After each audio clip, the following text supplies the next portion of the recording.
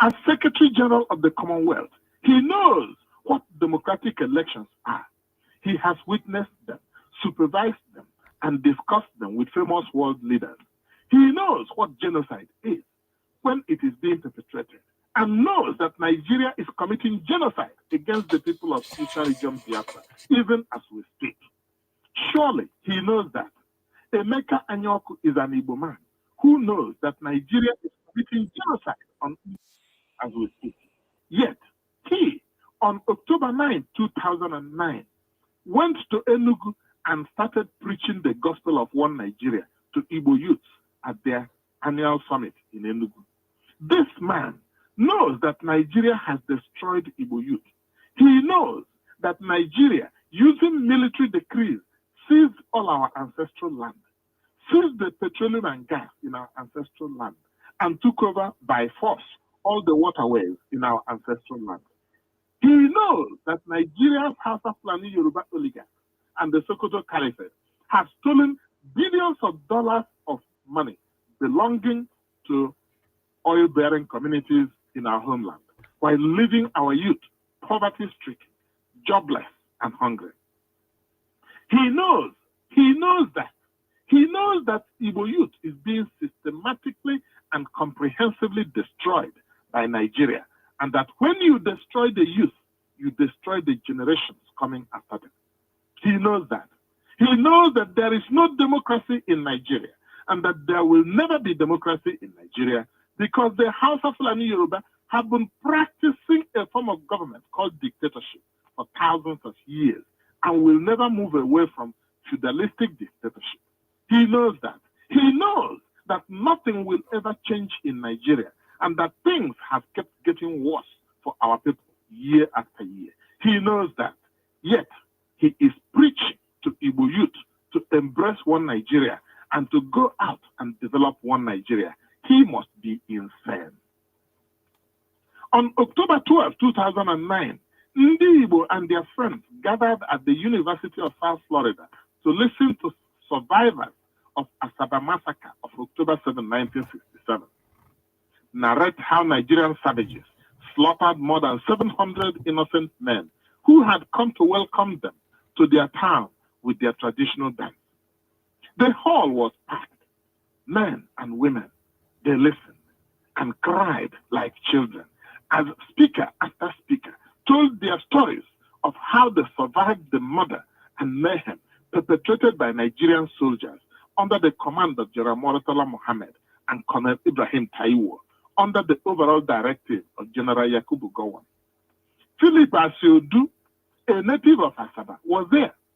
He got up and told the greedy men and women that he has no bitterness against the Nigerians, despite the fact that his brother, Sidney Asiodu, a promising Olympic athlete, was one of those slaughtered by the Nigerian vandals that day. Many of those in the hall were shocked and bewildered. They realized that they did not really know this man called Philip Asiodu. Philip Asiodu was one of the permanent secretaries in Lagos that advised Gowon to refuse to implement the Aburi Agreement he and others made with Ojukwu at Aburi, Ghana. If Gowon had implemented that agreement, there would never have been a Biafra-Nigeria war, and the Asaba massacre would never have happened. When Philip Asiodu was informed in Lagos that Murtala Mohammed had murdered his innocent brother and hundreds of other prominent citizens of Asaba in cold blood, what did he do? Did he ask why? No. Did he protest? No. Did he quit his job in protest? No. Did he try to avenge his brother's death? No. So, what did he do? He just went on sitting in his cozy office in Lagos and being Yakubu Gowon's permanent secretary. In 1969, Yakubu Gowon and his House of Fulani Yoruba oligarchs issued a military decree confiscating the petroleum and gas in the ancestral land belonging to Igbo, Ibibio, Efik, Ijo, Ishekiri, Ishan, Isoko, and Urobo communities in the Eastern region. What did Philip Asiodu, who was permanent secretary in the Ministry of Industry then, do? What did he say to go on? Nothing. He just went on making more and more money with the blood of his brother and that of his relatives. The House of Fulani Yoruba oligarchs and the Sokoto Caliphate rewarded him with more posts.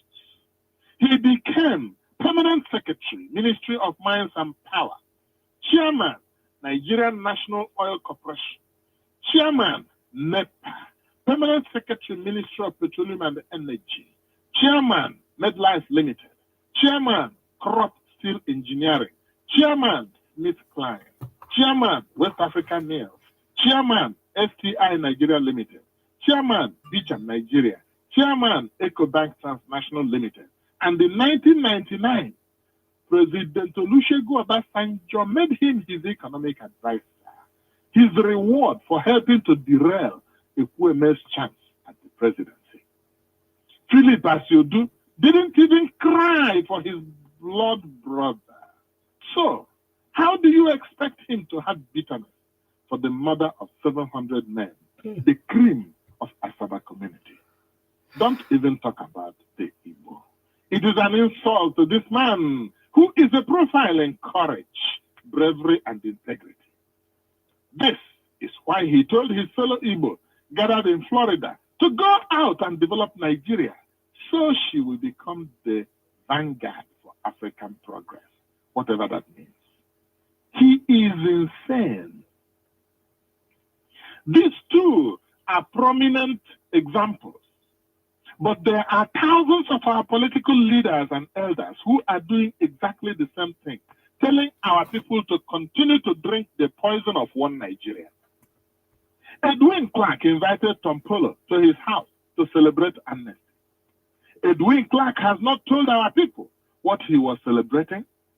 Was he celebrating the return of the ancestral land, mineral resources and water resources of the Ijaw, which the House of Fulani Yoruba confiscated in 1969, 1979, and 1998 edicts? Was he celebrating the return of trillions of dollars stolen from his people by the House of Fulani Yoruba oligarchs? Was he celebrating because thousands of innocent Ijaw people mindlessly slaughtered by the House of Fulani Yoruba suddenly rose from the dead? What was he celebrating while preaching one Nigeria to Ijaw youths? Anthony Anemi, Alex Ekweme, Vincent Obulafo, and their collaborators went to Anambra State and behind closed doors selected Chukwuma Soludo as the gubernatorial candidate of the PDP for Anambra when they were supposed to hold the primary election to select a candidate.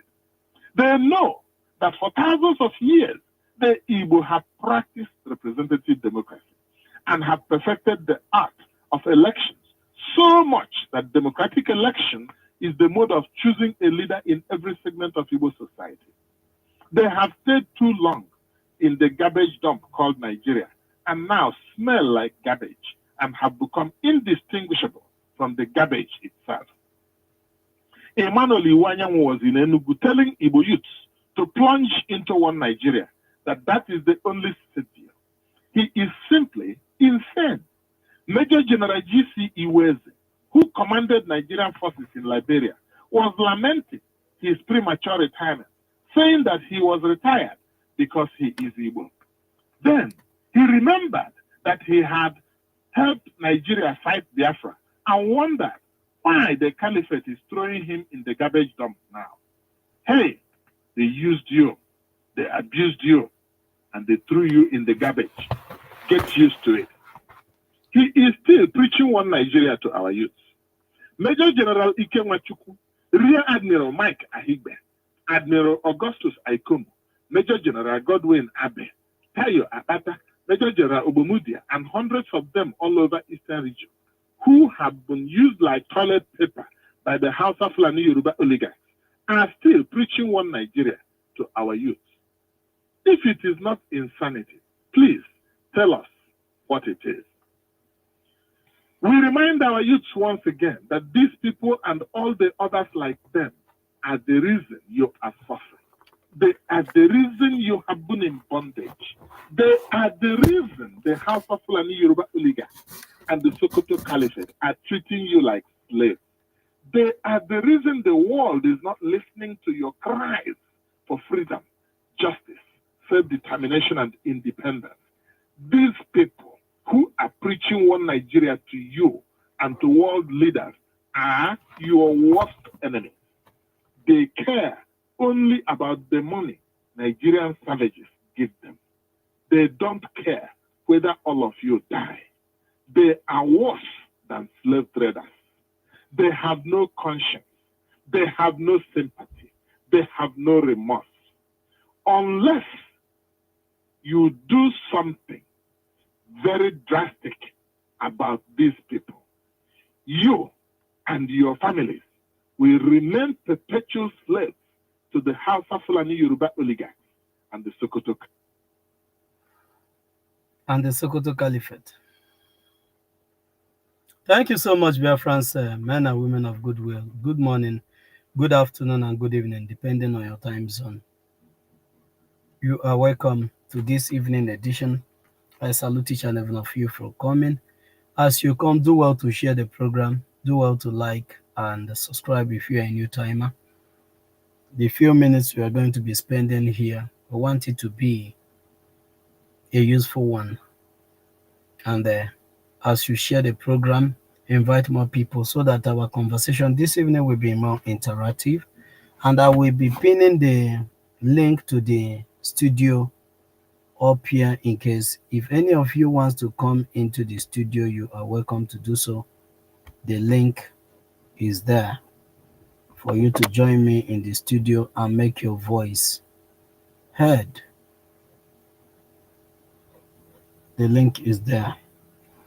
This is the second segment of the discussion we started in the morning. And I want you to pay a close attention because the video I played for us, I'm going to analyze it for you to understand where and how our problem all started and where we are headed and where Mazi Simon and Joko have said that 2nd December is sacrosanct. The declaration of Biafra come 2nd December 2024 is sacrosanct. Because the people you thought that they are your brothers, that these men and women, they are bloodsuckers. These people you thought that they are your blood, they are the major enemy that we have ever had and we will ever have. That these people you call your governors and your representatives in Abuja and many other parts of Nigeria, Zoological Republic, they are your worst nightmare. And this evening, we are going to go further to proving it to you why Okurora was crying in the video we listened to in the morning. Okurora in his statement laments, where is Mazen Nnamdi Kanu? And where are the voices of our people? He was lamenting and crying, where is Onyaga na Nwannie? Where is Onurube Nwanne? So there's a song that we normally sing. We say, Onurube, Onurube, Onurube Nwanne also. But these days, when you hear the lamentation of your brother, when you hear the groaning of your brother, you run several miles so that you will not be seen around. But during 1967-1970, Ojukwu and his men and Philip Effiong, Amechi, my brother, you are welcome. Almost here, Biafra. Philip Effiong and many others, including children, some 10-year-old men, I don't call them boys, 10 years old men already realized why Biafrans are fighting. I played the video once in this studio and I will bring it up again maybe tomorrow. I will go and dig it up. For you to see people that really understand the power that they wield. That's why I said we're going to treat this topic again this evening. Understanding the powers you possess as a Biafran. A little child, like our sister rightly said, on the viral video that I always play for us here, where he says, so long as this war continues, that we are going to fight till the last man standing.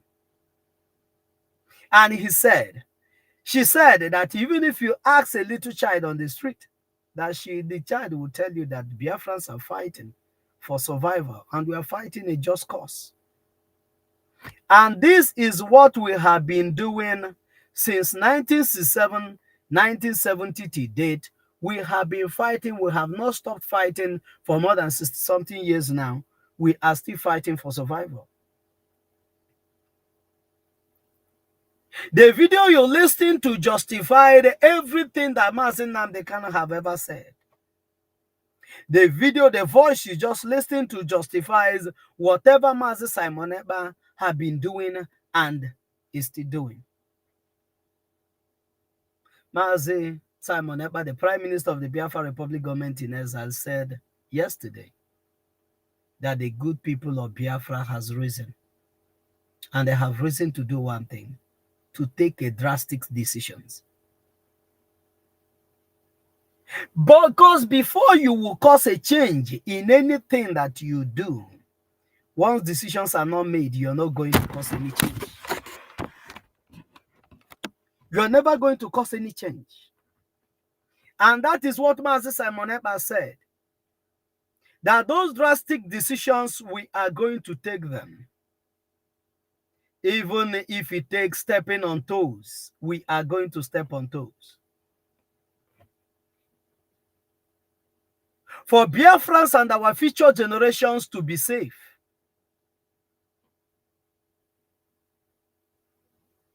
For the death of 5 million children not to be in vain. If we refuse, if the good people of Biafra refuse to take that drastic decisions, the suffering and the agony and the genocide that took place 1967, 1970 in our land will be in vain. It will be a wasted effort. And the Biafrans of this generation are not ready to afford that. To allow the suffering of our forefathers to be in vain. We will never allow that.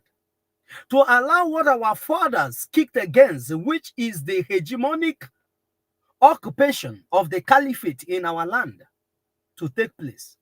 We will never allow that.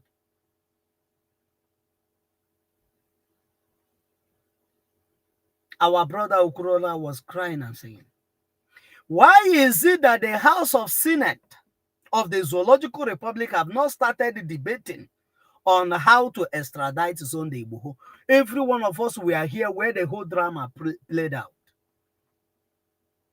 That Yoruba people take it upon themselves that Sunday Igboho can never be extradited from ordinary Benin Republic here.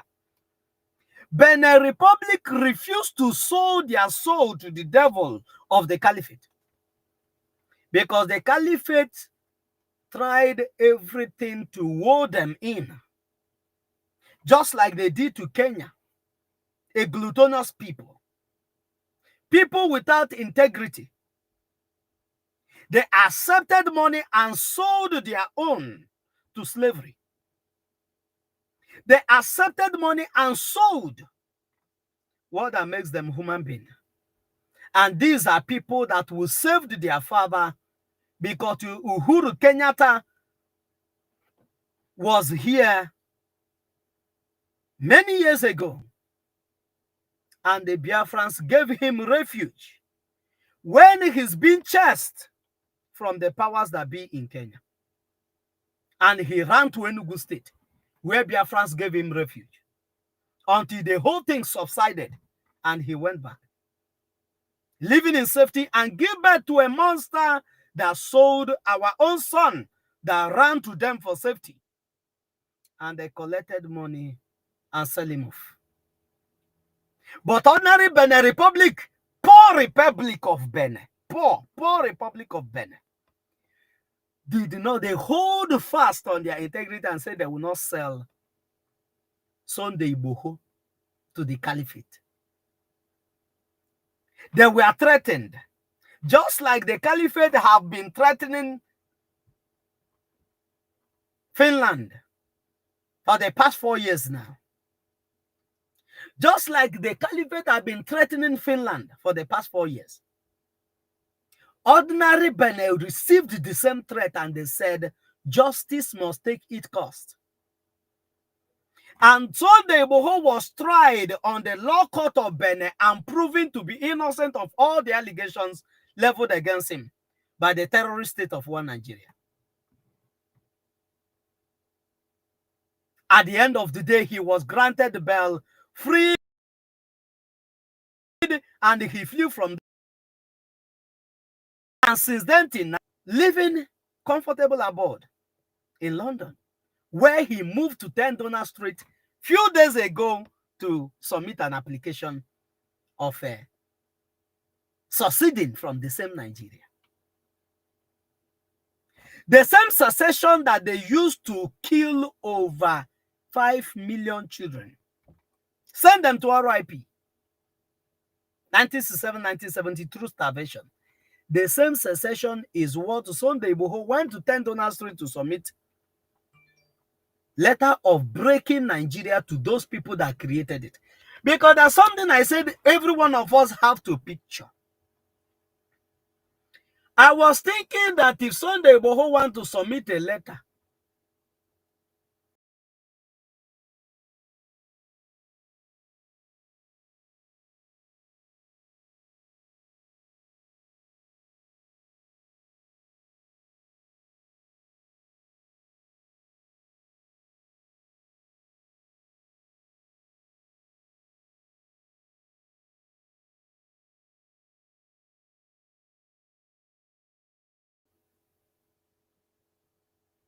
like our senators and the governors advised us to do, that if we want to Biafra, we should first of all vote people that will have the interests of the Biafrans at heart, and they will be in the House of Senate speaking about Biafra, and they will move motion for referendum to be inculcated into the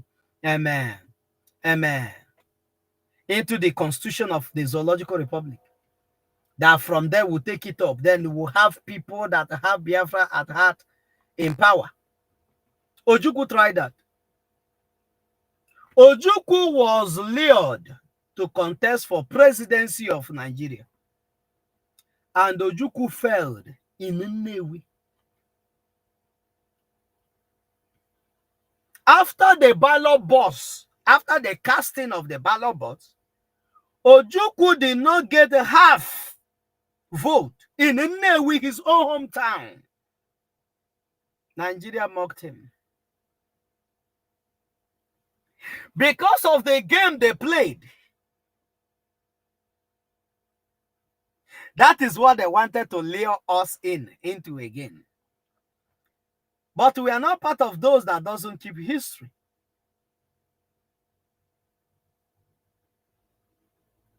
History tells us that Nigeria doesn't keep to agreements. And Aburi Accord was one of the evidence to prove that the Nigerian terrorist state does not keep to agreement, and many others.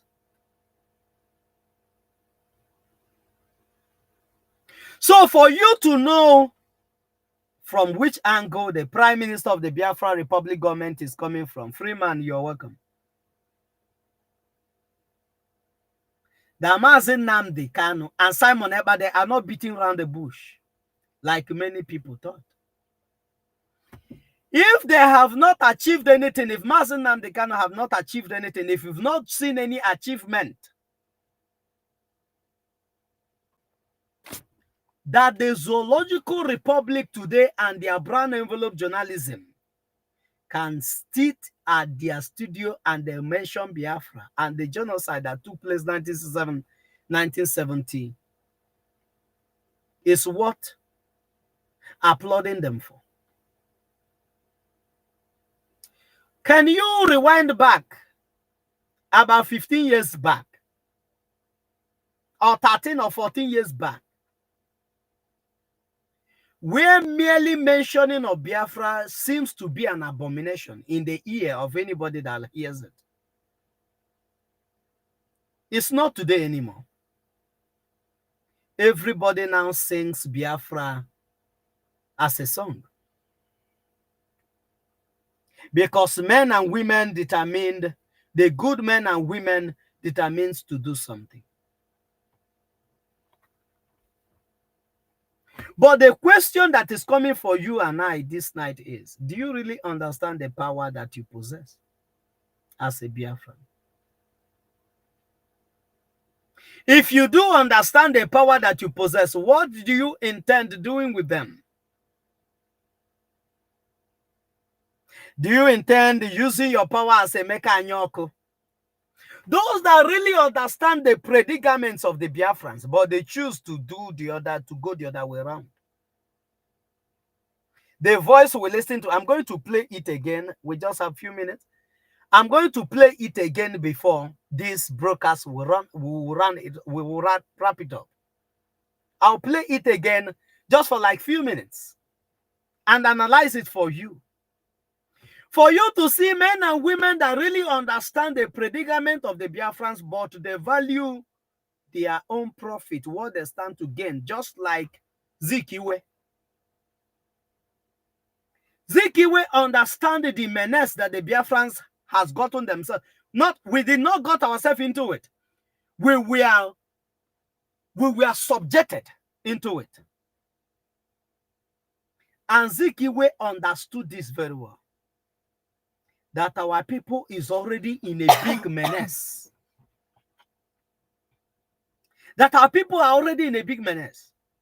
Yet, for him to be called the Zik of Africa, he threw away the freedom of the Biafrans and choose to answer the Zik of Africa that he want to champion a Pan-Africanism dream. Unrealizable dream of Pan-Africanism when you have not even saved your own house.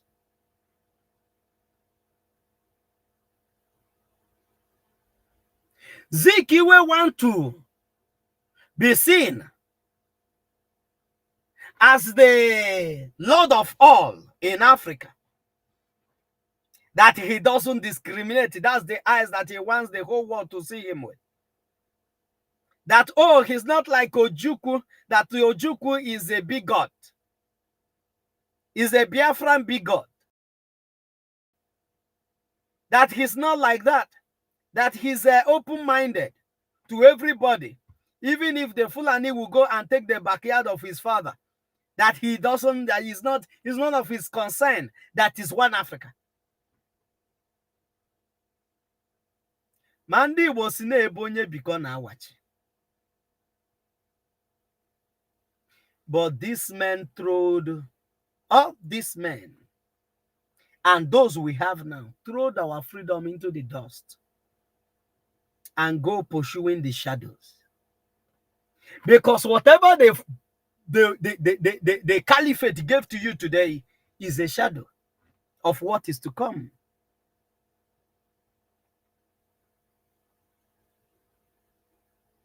Is a shadow of what is to come.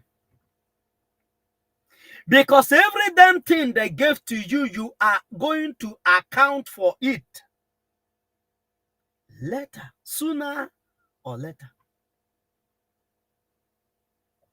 It doesn't matter how far you can run, you will account for it. When they have succeeded on their plan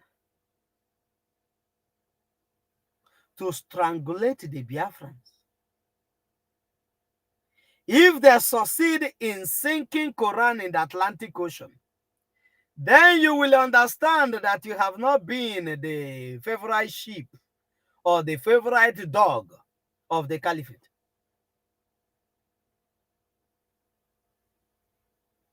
Then and only then, you will wish for those that you have always hated to be around, and there will not be anywhere to be found. Diana, you're welcome. Everyone Nigeria that are in Nigeria politics in Biafra land are selfish and wicked people. They know what is happening to their people in Nigeria, but they are making money of their own family and friends. And that is the simple truth. That is what the video we played earlier, that is what it's saying. Emeka Anyoku know the predicament of our people. Soludo know the predicament of our people. Dave Umahi knows the predicament of our people. He's the Minister of Works now. Because I once told us, I think that was on the space, X space. I hosted this topic that I titled,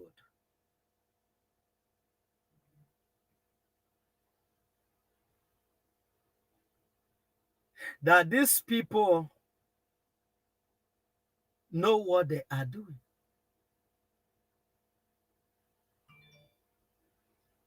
The more, if you want to be anything in Nigeria, the more evil you become in Nigeria, the more opportunity you have to occupy a position. I told us that there's a competition ongoing between the so-called Biafran leaders. And the only thing that gives you a legitimacy for the Fulanis to endorse you of any office, for the caliphate to endorse you of any office, whether a local government chairman, senator, governor, whatever position, as Dave Umahi is now the Minister of Works and all that, depends on how the volume of your betrayal to your people. And this has been like this for ages, for many years.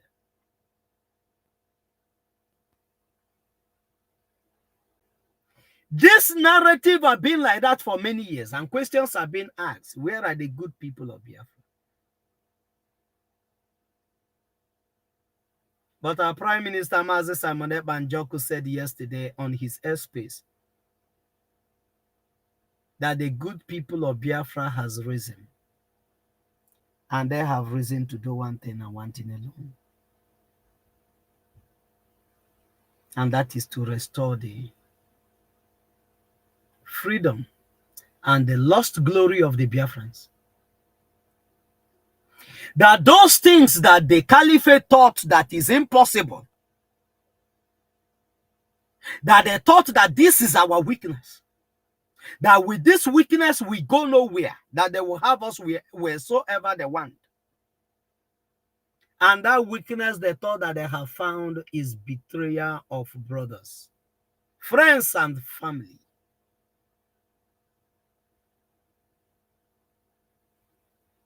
Selling out your brother for money. They saw it in Ifa Ajuna. Ifa Ajuna worked very well for them. They saw it in many other people, in all these governors you have today. Hope Uzodinma and Co. They saw it in Iwanyanwu and Co. They saw it in Nnayanwodo and even in his father.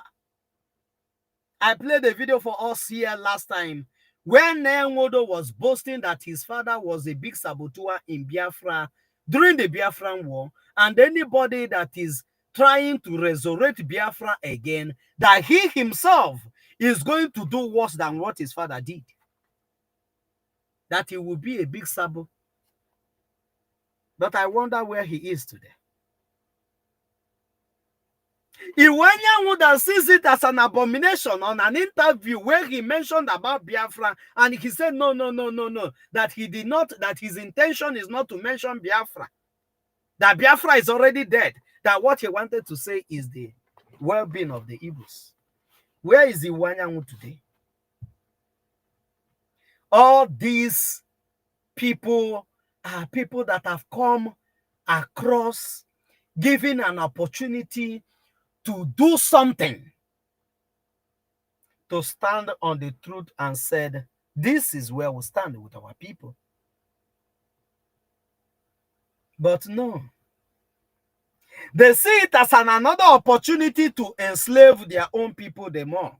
To favor who? To favor the caliphate. To favor who? to make sure that everything that is going on in Yoruba land, it continues the way it is.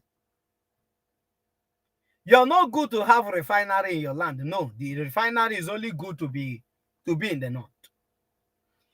Let me tell us this one thing. Are you trying to tell me that had it been his Dangote, Ibeto, or Innocent, or all these Igbo prominent men that came up with this refinery idea, that they have the money, they have what it takes, or they have people that will sponsor them to build a refinery in the old eastern region that will be functional, that they will be importing oil, crude that we have in our land, that they don't want to even touch the one that we have in our land, that they want to import from outside the refine in our land.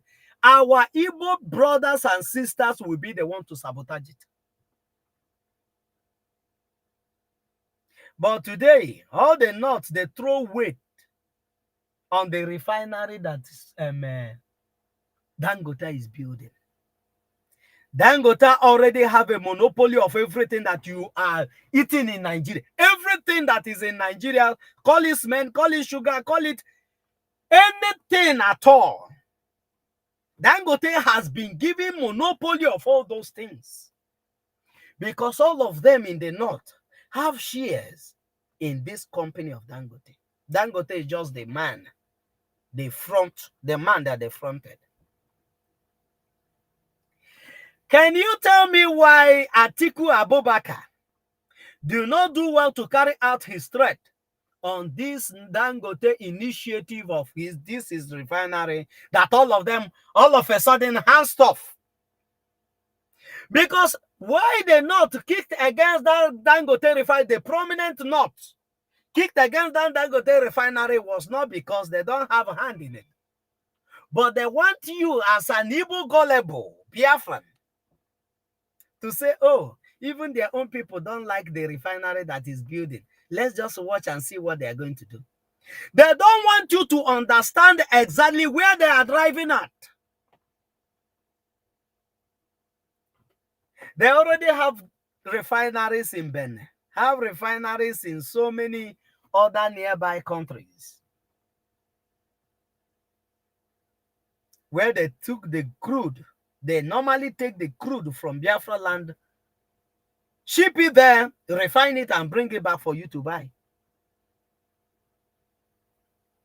But in all these things, when our people rise up to speak, you hear people like Soludo telling you, threatening you that they are going to lock up your shop because you ask for freedom. You ask for equity and fairness. You say that going to Kenya to kidnap your own brother, Mazen Nnamdi Kanu, extradite him to Nigeria is lawless. That you need justice for your brother. Soludo said it's not. It's not true. That you have to align yourself with any way Nigeria want to do it, that everything will wayo. You know, there's one thing in this life.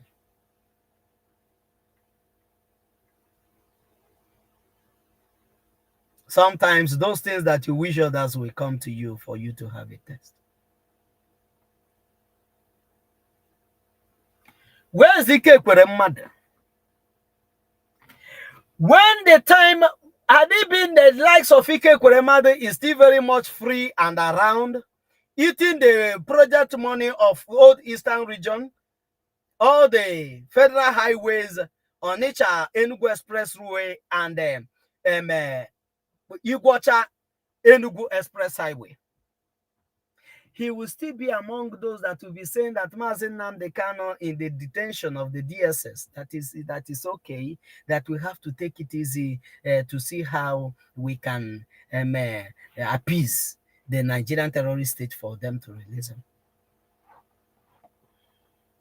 But I see how he been doing everything. Had it been that the country where he is, that's why he was pushing that Britain they should send him to Nigeria to come and serve his prison terms, because you know that once they bring him to Nigeria, they will give him one powerful building where he will be enjoying himself and going for nightclubs.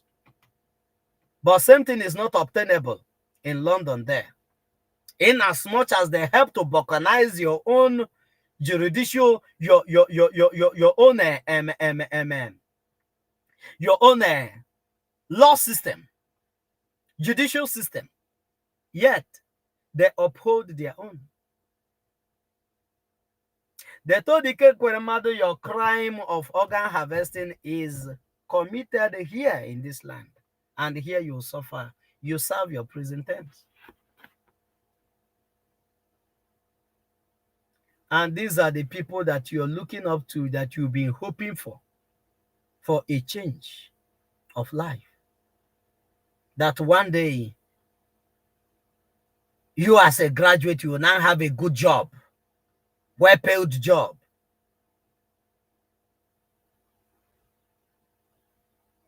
That we put food on the table.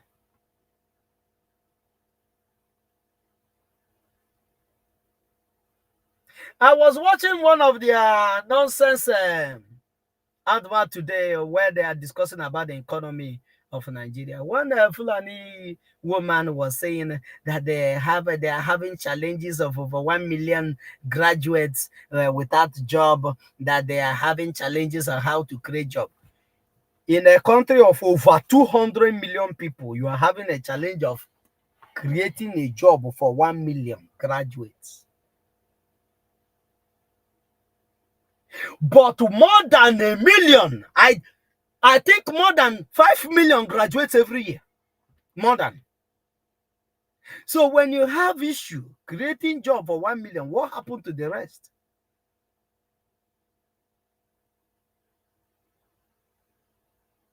Let me play this video. Let me play this voice for us and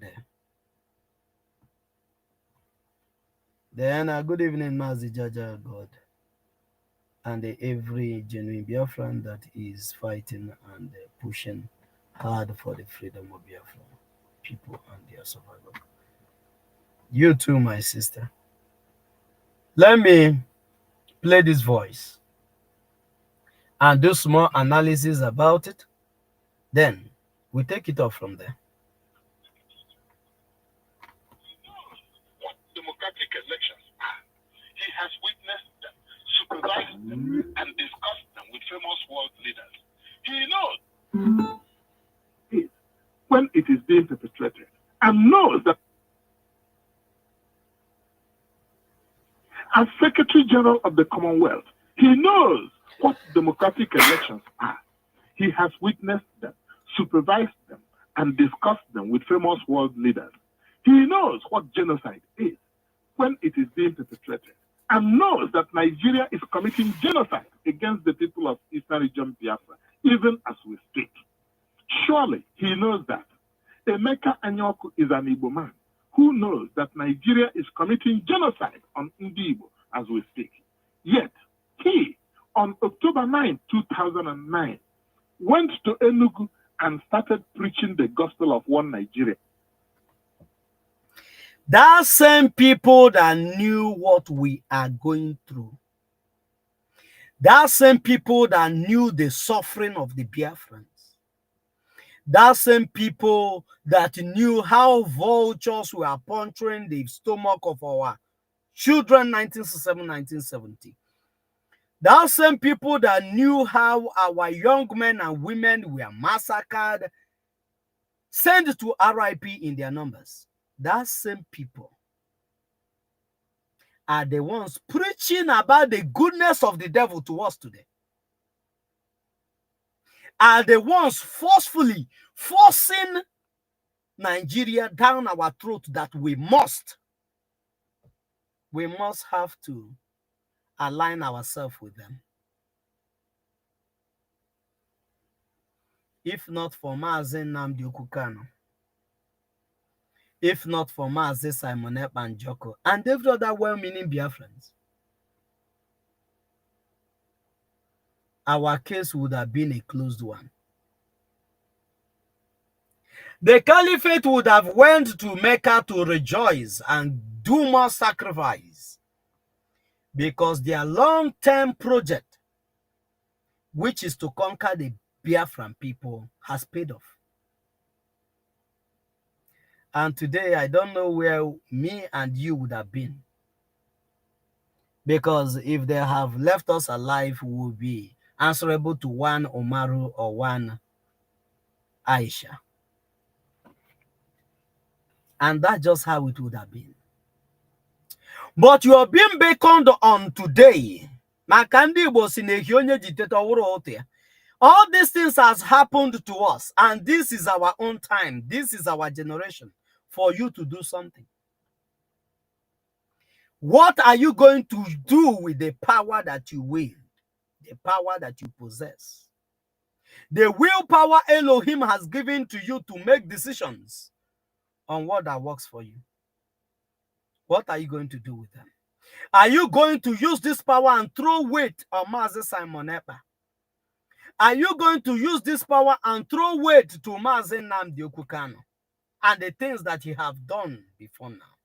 Are you going to use this power and throw weight on what Ojukwu and his men, the foundation that they laid, 1967, 1970, that brought us where we are today? Because why we are even having this conversation is because they sacrificed. They did not love their life the way most of us did today. If what happened 1967, 1970, we are to be in this generation of Hope Uzojo and Soludo them, they will, on a platter of gold, surrender Biafra to the zoo.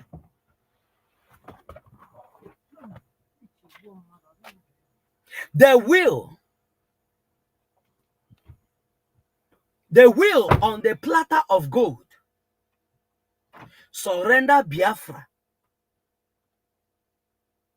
to the zoo and say, after all, they have nothing to lose,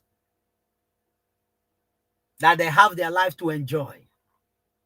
They will use the money they gave to them and zoom off, buy land in Ireland, buy land in so many other places, buy land in Dubai, buy houses in Paris, buy houses in expensive places in the world, and their ancestral land would be submerged by total strangers.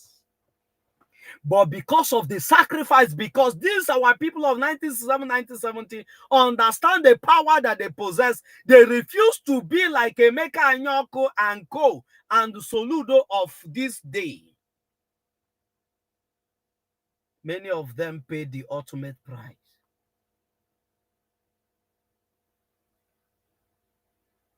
That brought us this far to where we are today. I asked again, what are you doing? What is your understanding about the powers that you wield, the powers you possess? What are you doing with them? What are you going to do with them? Time waits for nobody. The only time we'll have to make these decisions, these drastic decisions that our prime minister is talking about, is now, not tomorrow, now. Now is that acceptable time. Now is that time of salvation of the Biafrans, not tomorrow. And I want each and every one of you to stand up and do the needful. Nigeria, to Igbo youth at their annual summit in Enugu. The preaching of one Nigeria has come and it have gone. Nobody will convince any Biafran anymore in this generation on what Nigeria stands for. Every one of us has seen through the mirror what Nigeria holds for each and every one of us. Every one of us has seen it glaring to our face what the generation to come will face if we sit back and do nothing. Everyone has seen what our fate will be like if we all ignore. If we all ignore what is happening now and said it doesn't really matter, that is none of our business to fight. Every one of us have seen what our fate will look like. Are you going to join? Are you going to join us now to liberate ourselves from the clutches of the enemy? Are you going to join us now to say enough is enough as the 2nd December is fast approaching? Are you going to join us? Are you going to be among those men and women that history will remember of the exploit that they did to make sure that this generation of the Biafrans are savaged from the hegemonic tendency of the caliphate? Are you going to be one of those? The ball is in your court. What is it going to be?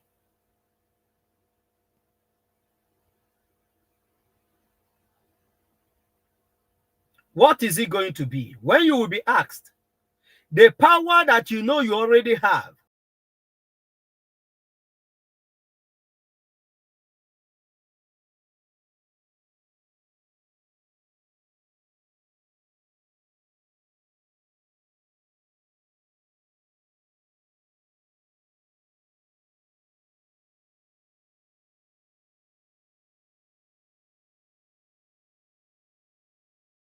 that's how they say it. I didn't really know that Mazin Nnamdi Kanu is serious, is that serious about this Biafra thing, and that is why I didn't really take it that serious or throw my weight to it, because I don't want to be among those that are called miscreant.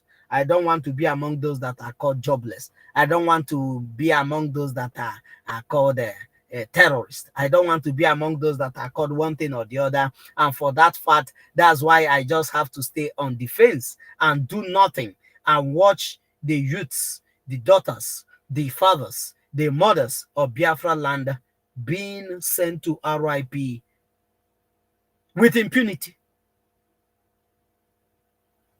Are you going to be among those that will be vomiting this trash when the time comes? Because the day of reckoning is fast approaching, and the decision is yours to make. What is going to be your decision? The power is in your hand. What are you going to use it for? We will be drawing the curtain from here, but this question is for you. Go and ponder on it. What is it going to look like? What is it going to be? Emeka Anyoko and Co. and Soludo and Co. Wanyan and Co. Name them. The one they called Obiano, Ifeanyi Ugwuanyi and Co. Hope Uzodinma and Co. And every one of them, Mba of Enugu, former Enugu State and Co. Every one of them have made their decisions. They have chosen where to throw the weight of their power. Where are you going to throw your own? Maazị Simon Ekpa Njoku, the Prime Minister of the Biafra Republic government in exile, is taking the lead of giving Biafrans what our fathers died for, 1967, 1970, and did not achieve it. Will you be part of this history? Do you understand the power you possess? That you have the right to say no to every tyrannical rule of the caliphate over your life. And the only way to say no is not merely sitting down in your house and you say, I don't really like what Nigeria, the way Nigeria is going. I don't really like the way things are turned upside down. The only way for you to throw that power is to support everything the Prime Minister of the Biafra Republic government in exile is doing and whatever that is coming from the decks of the Biafra Republic government. That is the only way to throw this weight. Not merely sitting back in your house and you say, oh, I really don't like what is happening. I really don't like the way these governors, these senators, these local government chairmen, this, all that, this, the way they reason, the way they think, the way they analyze things, the way they do their things. I don't really like it. People have said more than what you have lamented on. People have lamented more than you for decades, and it have not affected their life positively in any way. It have not. Rather, the more they lament, the more they go deep down into the menace of the caliphate.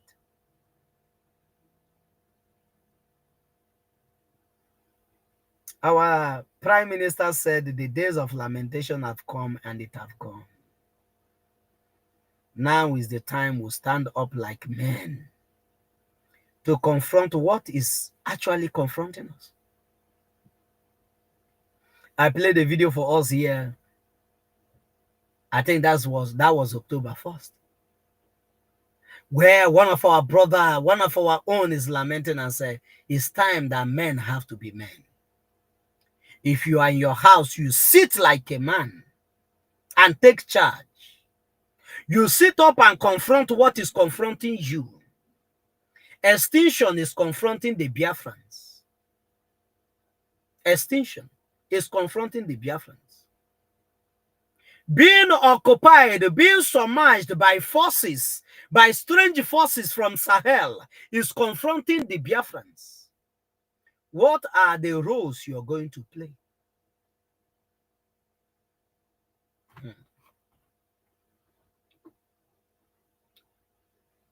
What are you ready to offer?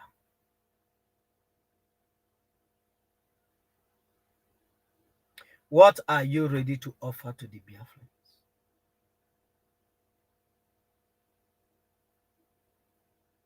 Are you going to see working for Biafra as something that does not really make sense?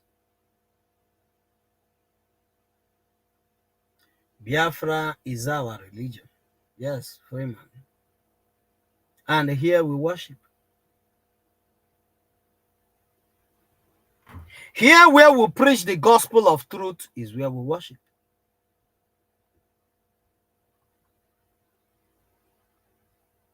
Because if you want to continue deceiving yourself, you can continue to listen to the brown envelope journalism of Nigeria that will bring problem.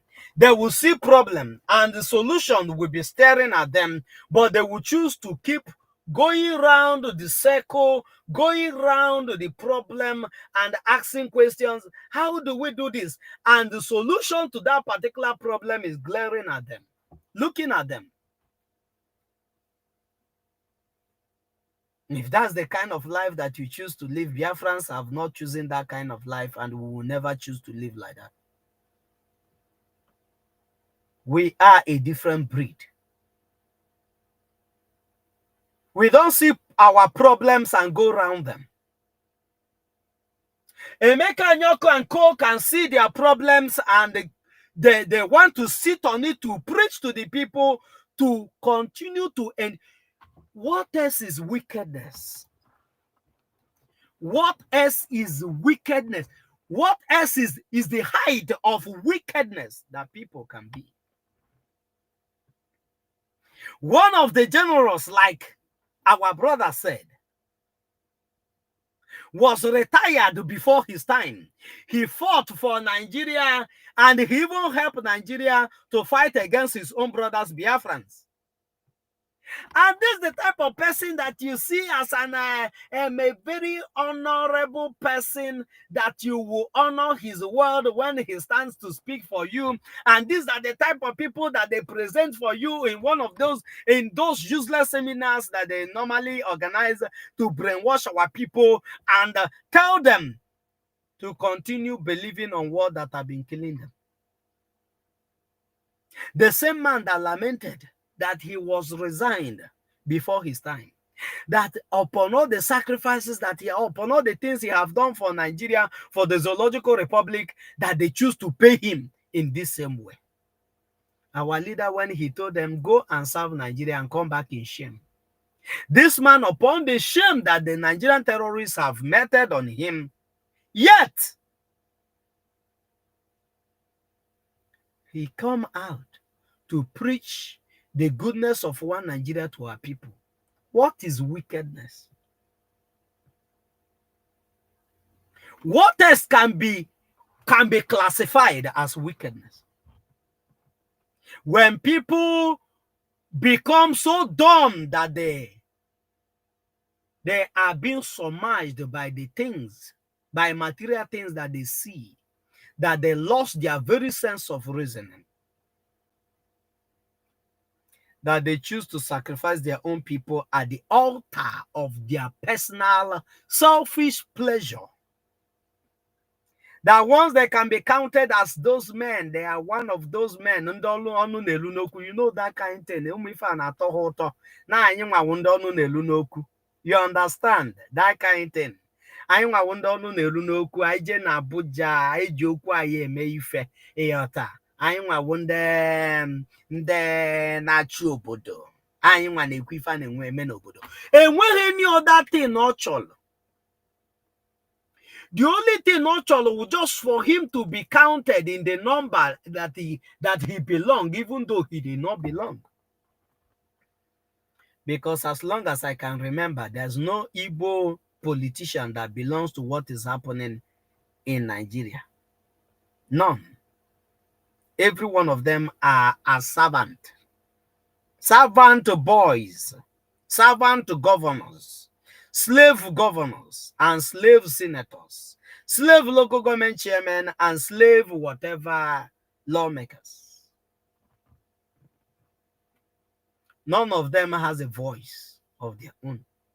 And none of them has the willpower of their own to say that this is what I want or this is what I don't want. And these are the things that the Biafrans has come to restore. What are you going to do with the powers that you possess? Biafrans had made their decision.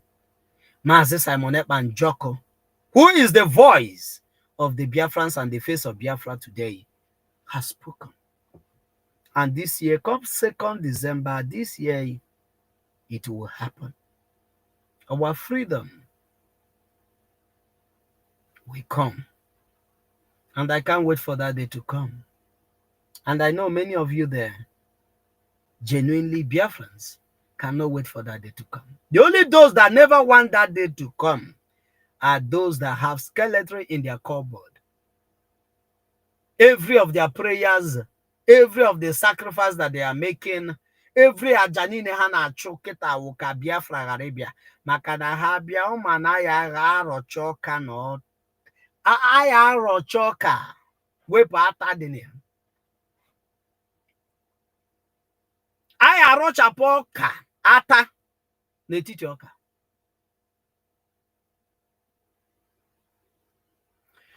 But one thing I want to promise each and every one of them today is that day will come.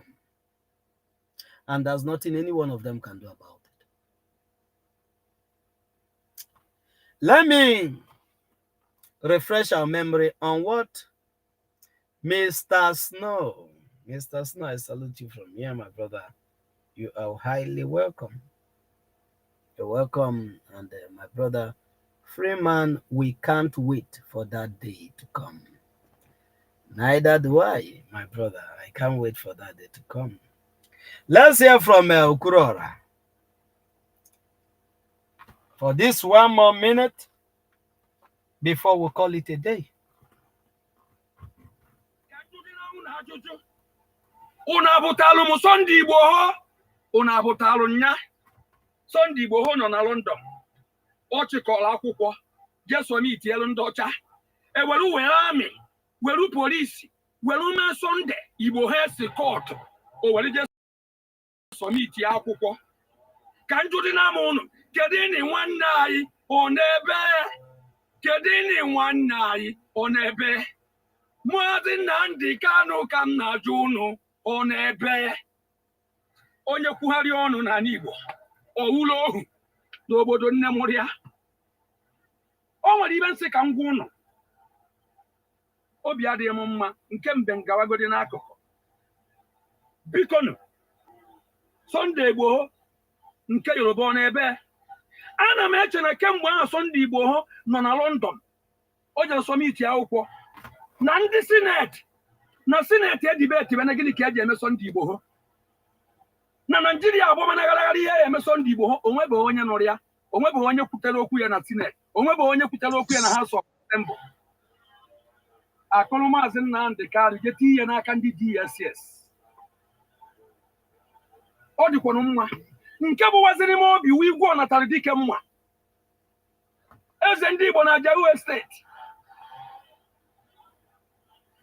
ọ ka nọ na police custody ka ọ na amaghị m ebe edobere ya edobe maka okwu o kwuru n'ọnụ ya o wee nọ ya na prison maka okwu o kwuru n'ọnụ ya kedu maka Dokubo bụrụ egbe threaten ya Igbo bupụta egbe a na-abịa n'anya Okeke na-afụ ya Okoye na-afụ ya onwekwanu na ihe emere Sunday Igbo onwekwanu na ihe emere Dokubo onweghị ihe emere ya o werere ụbọchị a aka na-ekwukwa okwu nke gbụwara m obi Dokubo pụta face to face si na ya kwere helikọpta ka ọ na-agbagharị biya na helikọpta a na-agbagharị biya na ndị gọọmenti na ndị Naijiria mana ya dị kapebụl ka ịgbatu helikọpta a Dokubo kwuo ya onweghị onye kọrọ ya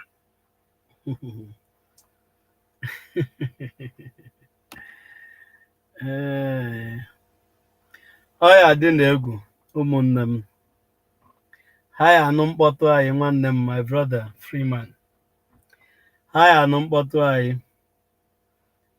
and that day is not far from here. We are going to round up from here. Okay, I think somebody wants to enter the studio. Oh, Freeman, you want to enter the studio? Sorry, my brother. Sorry, you're in. Freeman, you're welcome. You're welcome, one mother. Wow, you're welcome. You're welcome. Can you hear me? Yes. Okay. Okay, Dodo. Even when you move from my brother, you're always there. Even when you Yes. Good evening, the good Biafrans.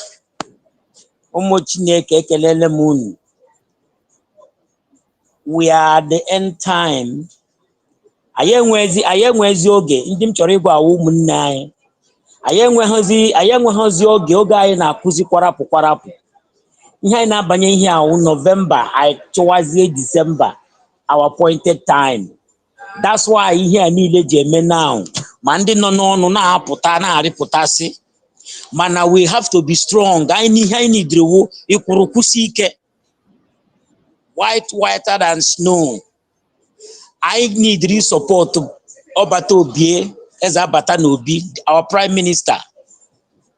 I need real support to Biafran government in exile. I want a man from 2nd December our mandate. So I na-ekwu onye ọnwụ na gba mbọ hụ na ọ bịara Finland, ọ wụ ga-abịanwu Finland. Achọkwala ka akọra gị akọra. Achọkwala ka ịhụ ya na Facebook ma ọ wee na-enyo na YouTube. Be one of the history maker. Just be one of the historian maker in this our struggle. And the most important thing, Kaina support BLA fundraising. Very important. Man, ma ihe niile na-eme anyị ma na ọ ga-eme by this time. And we are not afraid. And we are up to. Ọbata Obie karịrị okwu o kotara. Anyị na onwe anyị kwa kwụ ya n'azụ. Anyị karịrị okwu anyị kotara. Ma ọ bụrụkwa ma Biafra abịago. Ma ọ bụrụkwa ma mkpọtụ anyị, ha ga-anụ mkpọtụ anyị ṅụọ n'oge na-adịrị anya. Thank you very much, Ego King. I nan make a leggy and Thank other you. my friends, other our brothers, no na background, nekelekwa gi. Just keep doing the work you're doing, my brother. Because Mazin Namdekalo say, if there is a lot of people chanting like him, Agamwana, we all are mad over this our struggle. And that is what we are doing right now. As we are getting close to our date, that is how we will be supporting this our struggle. We are raising our flag higher and higher as from 2nd December. Thank you very much. Thank you very much, King, for giving me this opportunity. Thank you very much, my brother. Thank you so much, my brother Freeman. It's good to love you, to have you here. We love you, and we love the support you're giving and your doggedness to our collective effort. Is every one of us that are doing this job to see that our freedom come. And may Elohim continue to strengthen you on what you do. He said, he said, He my say, brother Snow, Mr. Snow. Mr. Snow said, good evening, Mr. Jaja, Mazi Jaja. Continuous lamentation is for the weak, and oh, Biafrans come are on. not weak. We are not. We are not weaklings. Yes, we are not. We are not weaklings. Biafrans are not weaklings. That is why whenever the Prime Minister of the Biafra Republic government in exile utters anything, he stands by it to bring it to pass. And I know by now the Zoological Republic have understood that. We are going to draw the curtain here. Our brother Freeman has just spoken to us that every one of us should go and marry the way he supports the Biafra Republic government in exile on our fundraising, and those that are capable of coming to Finland, there's still slim chance to get your documents to go there. If you don't know who to contact to help you, we are always here for you. We will link you up to those that is their duty to do so, and they will tell you the things that you must have to do. And you will be in Finland to pen down your own signature on the things that will be signed on that day on our freedom. And you will be happy you do so. God bless you all for always being there. May Elohim continue to bless you both now and forevermore. He said, I salute you once more, my brother Freeman. I salute you, my own brother, Mr. Snow. Mr. Snow is one of our honorable members. These are men and women that we have that are genuine people in this freedom. Diana, my sister, I salute you from here. May Elohim continue to strengthen you every day. I greet you all. I think that's all for now. Those that comment. Amechi, my brother, I salute you. You are the first person to join us today. May Elohim continue to keep each and every one of you and make the light of his countenance to shine upon you all and be gracious to you all, both now and forevermore. He said, see you tomorrow. Tomorrow, I'll be going to work early. I don't know how it's going to be, but tomorrow we'll see whether we'll be here for like 10 minutes before going or something. However it is, you will find out, you will receive notification when if we will come out, if we will come up tomorrow morning. But if we did not come up tomorrow morning, definitely in the evening we're going to be here. So may Elohim continue to guide you. See you tomorrow. Good night, good morning, good evening, or afternoon.